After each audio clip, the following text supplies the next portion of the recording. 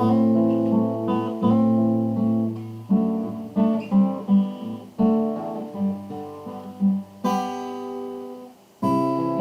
umaga po mga giliw na tagapakinig. Narito tayo sa ating palatuntunan, saliksikin ang mga kasulatan. Ayon po sa John chapter 5 verse 39. Search the scriptures, for in them ye think that ye have eternal life, and they are they which testify of me. Dito nga din sa Acts chapter 17 verse 11. Pinuri ni San Pablo ang mga taga-Berea dahil sinasaliksik nila araw-araw ang salita ng Panginoon. Ayon po dito, these were more noble than those in Thessalonica, in that they received the word with all readiness of mind and searched the scriptures daily whether those things were so. Sa panahon po ngayon, napakahalaga po na hindi lamang tayo basta maniwala, kundi saliksikin natin ang mga kasulatan. Dahil dito po natin matatagpuan ang katotohanan. Ito po si Pastor Edwin Hatanel. At sa umagang ito ay pag-aaralan natin ang patungkol sa James chapter 2 verse 19. Sabi nga dito, thou believest that there is one God. The devils believe also and tremble. Ito pong topic natin ay tungkol po sa the devils believe also and tremble. Patungkol po sa tinatawag na intellectual or mere belief. Bago po tayo magpapatuloy, tayo po'y manalangin. Panginoon, nagpupuri, nagpapasalamat kami sa inyo sa pagkakataong ito. Kami muli ay makapag-aral ng inyong mga salita. Hinihiling namin, Panginoon, gabayan niyo ang inyong lingkod sa ngalan ni Jesus. Amen. Punta po tayo sa James chapter 2 verse 19 at isa ito sa mga controversial na mga verses. Kasi dito po ay pinag-uusapan at pinagdidebatihan itong faith and works. Pero meron pong another issue po dito, yung tinatawag na true faith and intellectual faith. Ano nga ba ang talagang totoong pananampalataya? At ito pang sa James chapter 2 verse 19 na binanggit dito, ito bang thou believest that there is one God? The devils also believe and tremble. Ito bang belief dito, ito ba'y tunay na pananampalataya? Or meron bang pananampalataya na hindi totoo? Ano sa palagay mo, Josh? May pananampalataya ba na hindi totoo? Meron po. Okay, merong pananampalataya na hindi totoo, no? At binanggit din dito na itong Diablo ay pananampalataya din. Ibig sabihin, merong pananampalataya na sa isip lamang, ano? Hindi talaga taos-puso yung pananampalataya. So, anong katanungan mo? Ano po bang ibig sabihin ng James chapter 2 verse 19? Okay, dito tayo sa James chapter 2 verse 19, ano? At ang dahilan kung bakit ito sinabi ni James, no? Sabi nga dito, verse 19, thou believest that there is one God. Kasi po, ang dami pong mga tao na sinasabi nila, naniniwala sila sa God. No? They say that they believe in God, pero hindi naman totoo ang kanilang paniniwala. Yung pananampalataya nila, they say that they have faith, pero hindi naman totoo yung kanilang pananampalataya. Kung titingnan po natin dito sa verse 17, sabi nga dito, even so faith, if it hath not works, is dead, being alone. Itong verse 17 ay pinagdidebatihan din ng mga naniniwala na ang kaligtasan ay sa pamamagitan ng gawa. Pero maliwanag na ang kaligtasan ay hindi po sa gawa. No? Ayon po sa Ephesians chapter 2 verse 8 and verse 9, binanggit po, for by grace are ye saved through faith, and that not of yourselves, it is the gift of God, not of works, lest any man should boast. So, dyan po sa Efeso 2:8, maliwanag na sa magitan ng pananampalataya ang kaligtasan at hindi sa gawa. Saan pala ang place ng gawa? No? Matapos ka maligtas, yun ang bunga. Sabi nga sa Ephesians chapter 2 verse 10, for we are His workmanship, created in Christ Jesus unto good works. So yung gawa ay bunga na yun, resulta na yun, after that you have become a new creature. Kasi sabi nga sa 2 Corinthians 5:17, if any man be in Christ, he is a new creature. That means you are born again first, then good works will follow. So, ang kaligtasan ay sa magitan ng pananampalataya. Pero, hindi ibig sabihin na pananampalataya na walang pagsisisi. Kasi ang totoong pananampalataya, merong pagsisisi. No? So, makikita natin na binanggit ni Jesus Christ, yung sa Lucas chapter 13 verse 3, sabi ni Jesus Christ, except ye repent, ye shall all likewise perish. Ano yung perish na tinutukoy niya doon? Yan yung binanggit. No? So John 2:16, for God so loved the world that He gave His only begotten Son, that whosoever believeth in Him should not perish but have everlasting life. Now, yung perish sa John 2:16 at sa Luke 13:3, they are talking about suffering in hell. Kasi makita natin na yung repentance ay tinuro ni Jesus Christ na requirement sa gospel. Sabi niya sa Mark chapter 1 verse 15, sabi ni Jesus, repent ye and believe the gospel. So, nandiyan, tinuro ni Jesus Christ. So, si Jesus Christ na parito, hindi para magkaroon ng maghatol o iligtas tayo sa physical lamang. No? Ang layunin talaga ng ating Panginoon ay para sa spiritual na kaligtasan. Kaligtasan ng ating kaluluwa.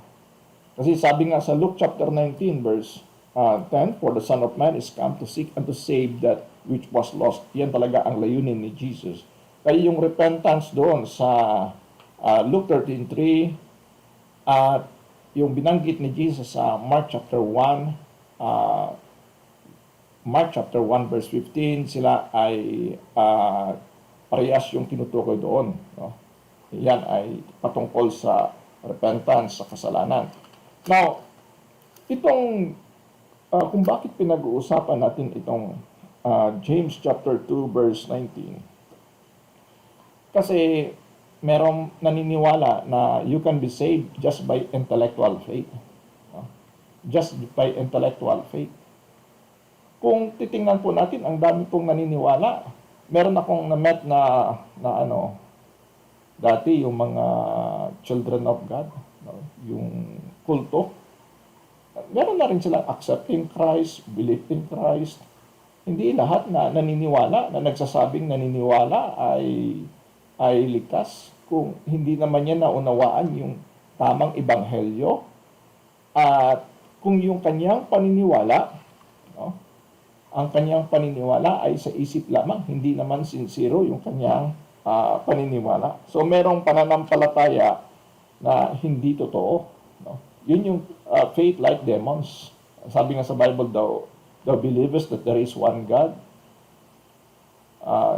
Thou doest well, the devils also believe and tremble. So ang diablo naniniwala din, pero nanginginig pa nga. So yung dito po sa James chapter 2 verse 19, kung titingnan natin, ang issue po dito ay between true faith and false faith. no? Yung pananampalataya na hindi totoo o hanggang sa bibig lamang. Yun ang point dito. Kung titingnan natin, merong tinatawag na dead faith. Dead faith does not produce good works. Walang resulta. Evidence of faith, if it hath not works, is dead. Sa verse 18, sinasabi dito, "Yea, a man may say, Thou hast faith, and I have works.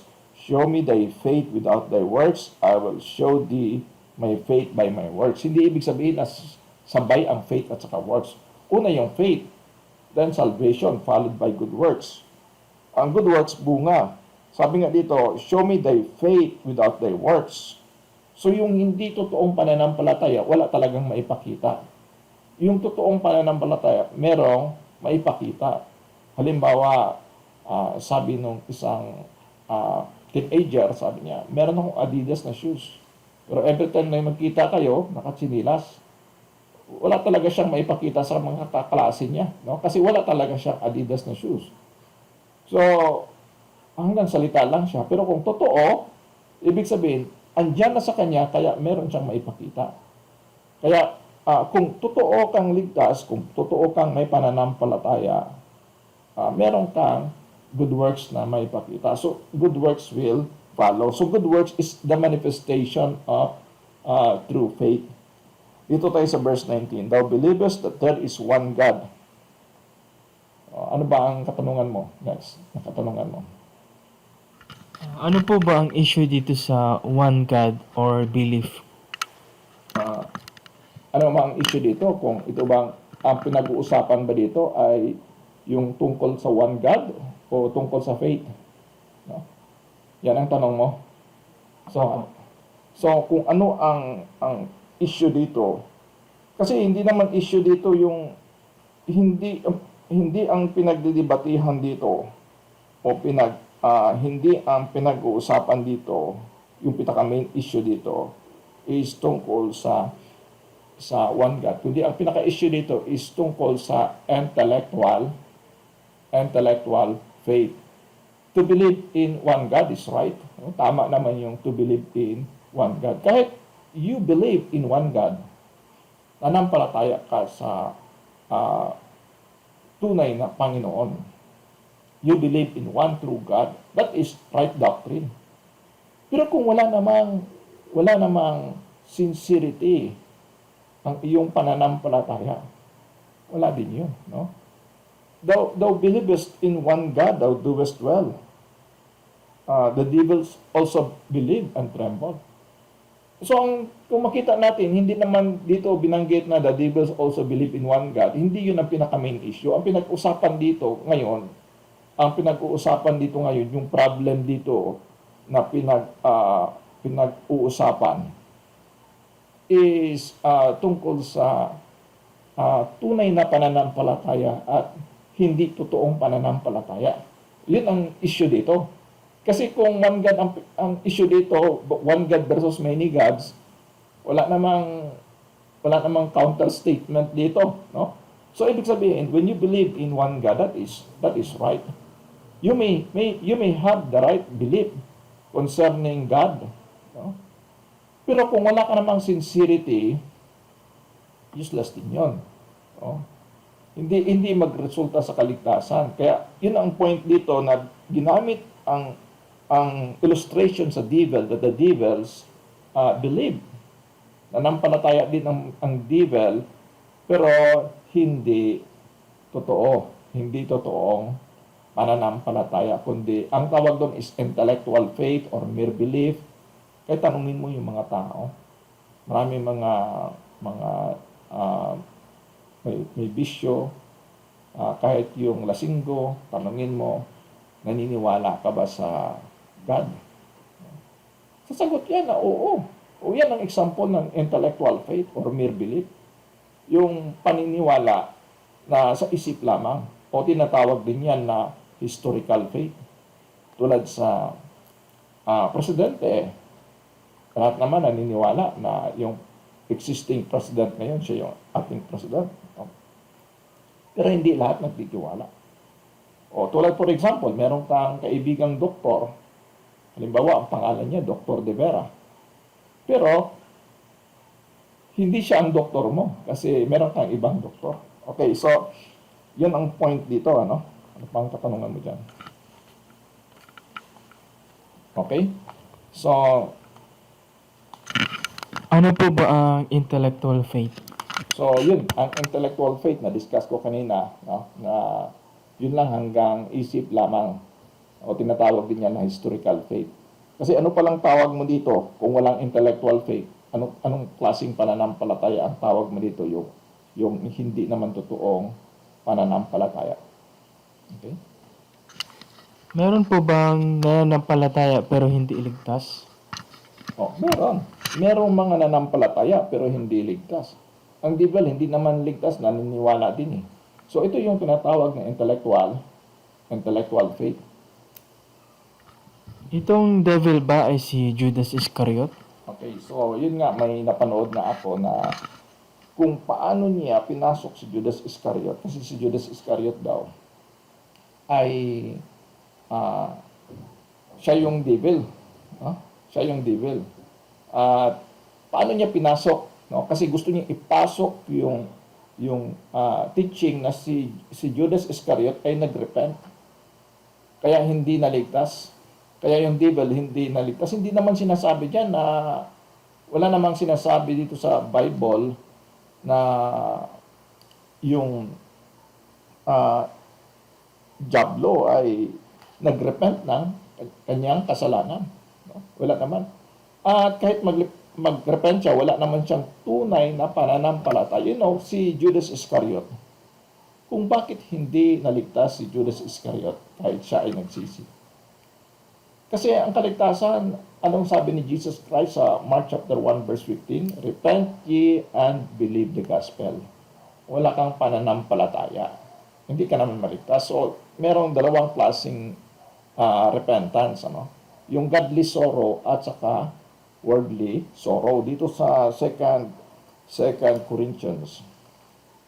2 Corinthians chapter 7 verse 10. Sabi nga dito, Second Corinthians chapter 7 verse 10. Binanggit dito, for godly sorrow worketh repentance to salvation, not to be repented of, but the sorrow of the world worketh death.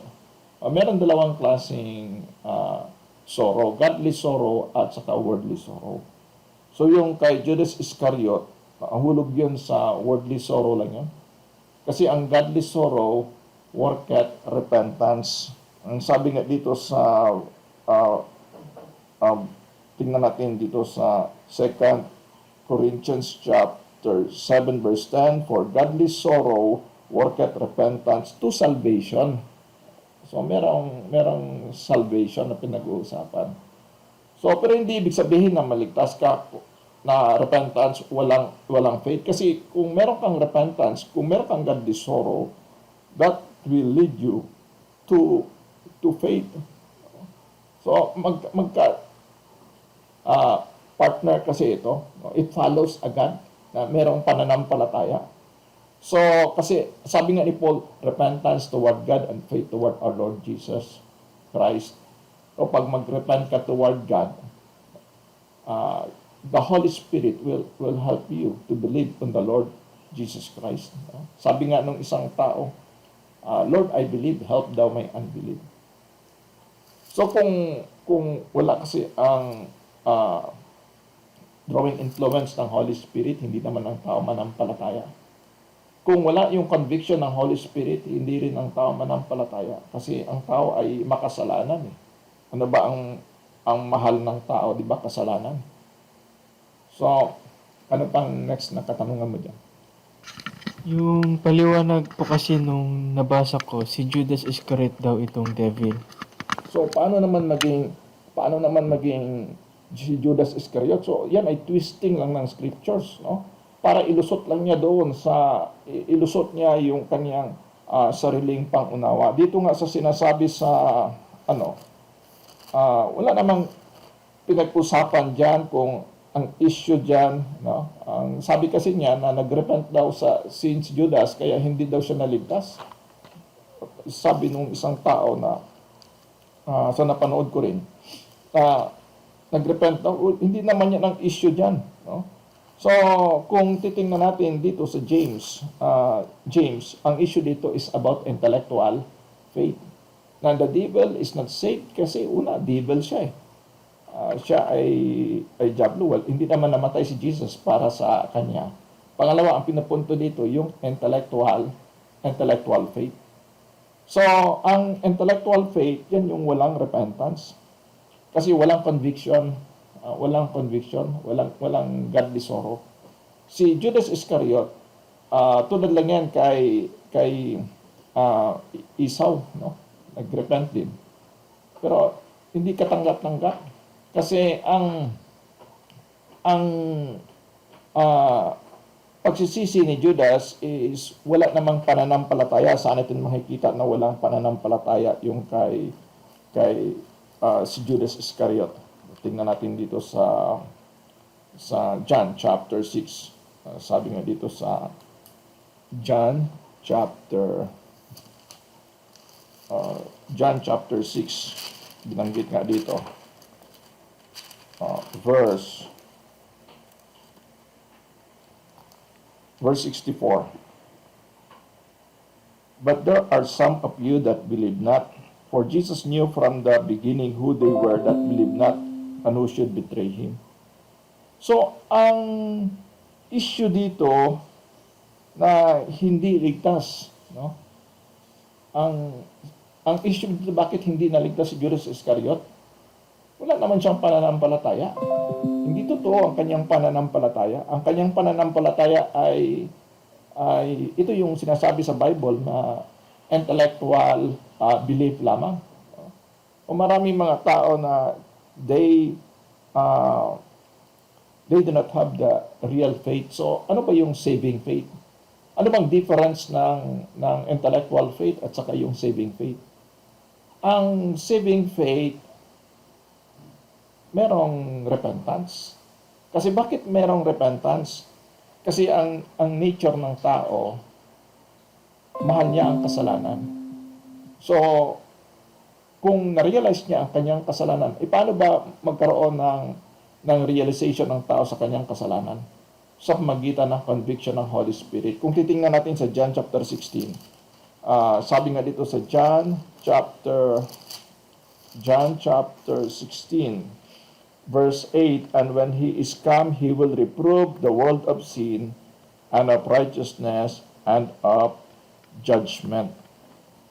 So, sasawayin ng Holy Spirit yung tao sa kanyang kasalanan. No? He will reprove, he will convict the world. Kasi ang tao, hindi kasi niya na-realize yung kanyang kasalanan. Na talagang kasalanan yun sa harap ng Panginoon. So, ang trabaho ng Holy Spirit is to convict men of their sin in connection with the Word of God. So, kapag ang tao makapakinig ng Word of God, at makonvict ng Holy Spirit, makarealize siya sa kanyang kasalanan at kung makarealize siya, magsisi siya at manalig siya sa Panginoong Hesukristo.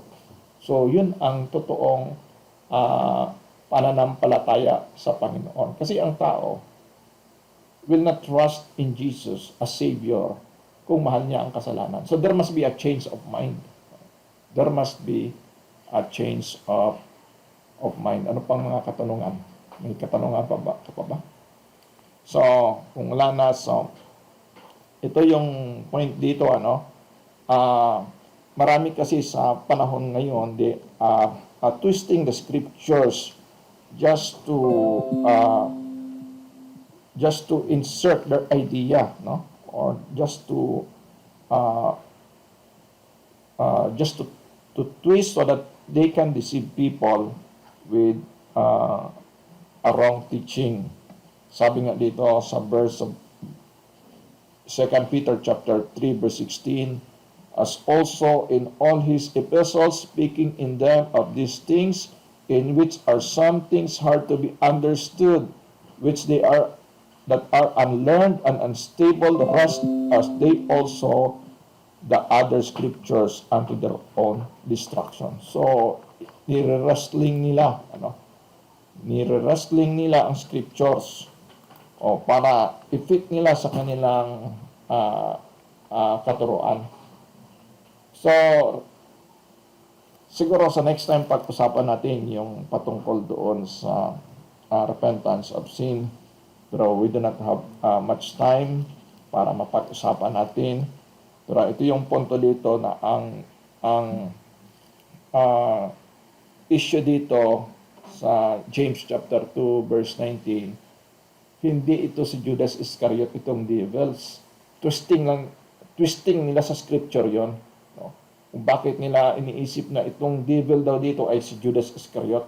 Bakit hindi ito si Judas Iscariot? Ano ang reason? Di ba, isa lang si Judas Iscariot? Marami ito, devils ito eh. No? Basahin natin sa James. Kaya devil talaga ito. Ang tanong kasi dito kung ito ba ay devil or si Judas, di ba? Ang tanong kasi dito, ito bang nasa verse dito, tumutukoy ba ito kay Judas or tumutukoy sa devil talaga? Yung fallen angel. No? So, twisting nila sa scriptures yon. Kasi kung titingnan natin, if they are going to analyze the passage, plural dito eh. No? Tingnan natin sa James. Thou believest that there is one God, thou doest well, the devils also believe and tremble. O, devils, marami. O paano nila masabi na si Judas Iscariot ito? So gusto lang nilang ipasok si Judas Iscariot kasi gusto nilang ipalusot, no? Na si Judas Iscariot ay nagrepent tapos hindi naligtas. Ang reason bakit hindi si Judas Iscariot naligtas, wala kasi siyang pananampalataya. Hindi ang requirement sa salvation, hindi repentance lang. Kung makita natin sa Luke, binanggit ang repentance at binanggit din ang faith. Si John the Baptist nag-preach ng repentance at nag-preach din ng faith. No? Si Jesus Christ, repentance and faith. At kung makakita tayo ng word na believe or faith, tulad sa John 3:16, hindi ibig sabihin na walang repentance. Bakit? Tinuro ni Jesus Christ sa ibang gospel. Hindi tayo naniniwala na iba-iba ang gospel ni Luke, iba naman ang gospel ni John. O maging ano ka na, dispensationalist ka na yan. Or yung tinatawag na Pauline dispensationalist. Or Messianic and Grace Gospel, ginawa nilang dalawang klase ang gospel daw. Iba daw yung gospel sa apostoles, iba din ang gospel ni Paul. No, there is only one gospel. Yan ang totoo mga kapatid. Okay, so nagpapasalamat tayo sa ating pag-aaral ngayon. At tayo po ay manalangin. Thank you Lord sa pag-aaral namin ngayon. Hinihiling namin ang inyong gabay. At patnubay Panginoon sa mga tagapakinig. At salamat Panginoon sa iyong kabutihan sa amin. Sa pagkakataong ito kami ay nakapagbahagi ng inyong mga salita. Ito'y aming dalangin sa ngalan ni Jesus. Amen. Patuloy po tayong makinig every Saturday, DWBL 1242 kHz.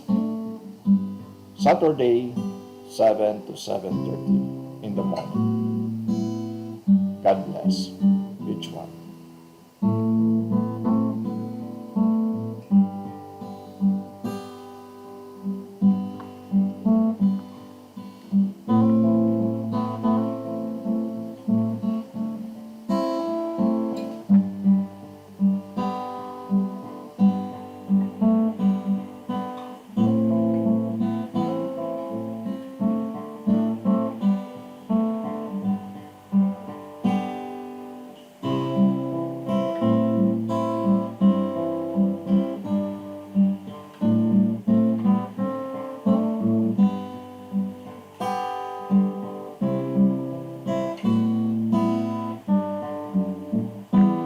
By the way, kung meron kayong katanungan, mag-text lamang sa 0999-3968-507. 0999-3968-507.